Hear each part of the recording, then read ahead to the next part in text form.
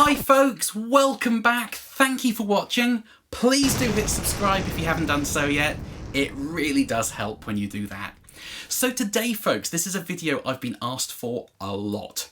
This here is my original V3, I think, Electric Mistress Flanger from the late 70s. An astonishing sounding modulation pedal, pretty much universally loved. Many have tried to clone it over the years with varying degrees of success, and it definitely is the holy grail flanger. It is absolutely magical. Now, in recent years, I've made a couple of videos comparing it to this, the Retro-Sonic Flanger.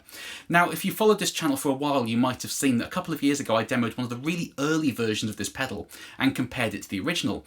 And lots of you got in touch in the comment section to tell me that this pedal sounded a fair bit more kind of dark and rolled off up top. So Tim at Retro-Sonic took your thoughts on board, went away, tweaked a few values in the circuit, and then sent me this to re-compare to my original. So this is the current production Retro-Sonic Flanger. Now, I made that comparison last year. I'll put a link to it up there now. But as you'll see in that video, this sounds absolutely identical to my original. It doesn't use the SAD 1024 chip, but the original famously has quite a substantial level drop when you engage it, so you can compensate for that with the level control, and the noise floor of this pedal is much, much lower than the original. So it is absolutely indistinguishable, 99.9% exactly the same. So I'm hugely impressed with this new version of the flanger. This is the one I run on my pedal board and feature in a lot of gear demos. It is absolutely wonderful. But lots of you have gotten in touch to ask me how it might compare to this, which I haven't even taken out of the box yet. This is the Mooer E-Lady, formerly known as the Elec-Lady before various people got a little bit lawyered up. Now, this is a very inexpensive, I think it's about 50 quid, made in China, mini footprint pedal that a lot of people love and say it sounds very, very close to what they associate with the Electric Mistress sound. And lots of you have asked me how it might compare to the Retro-Sonic. So that's exactly what we're going to do today. So I'm going to dial these two pedals in a few different settings to sound as close as I can to each other. So the knobs might not be in exactly the same place on both pedals, but I'm going to match them as closely as I can and put them in a few different situations with a few different guitars, pre and post gain, to see exactly how they compare. Now, depending on who you listen to and which forums you read online, some people say that the E-Lady is going after this pedal here. Other people say it's more modelled on the later Deluxe Electric Mistress that came in the kind of big box Memory Man style enclosure with a dark green and black font. Now, my original Mistress runs at 18 volts. The Retro-Sonic runs anywhere between 12 and 18, so I'm going to run it at 18 today to match my original. This only takes 9 volts, but nonetheless, loads of you have asked me how these two pedals might compare, so that's exactly what we're going to do today. So without further ado, guys, here we go.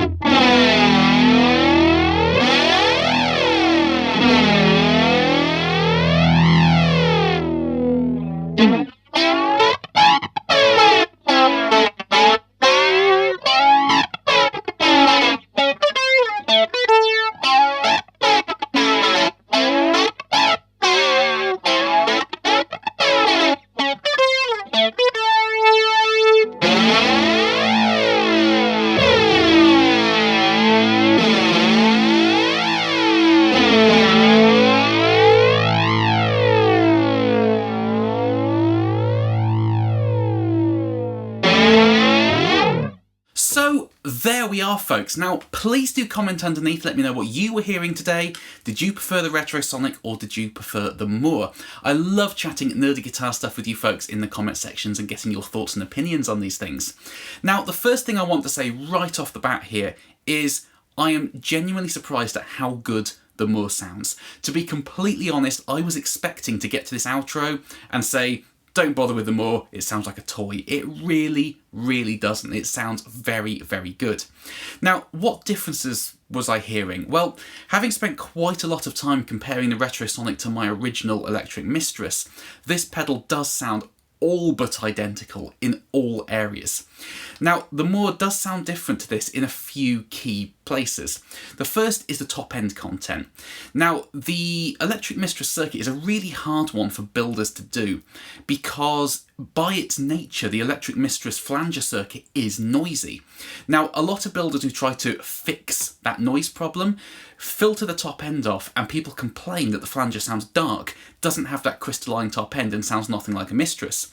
Whereas if they leave that high end there, people complain and say it's noisy. You kind of have to have the noise to have the top end content of the Electric Mistress. And as soon as you try and filter that off, it darkens the sound.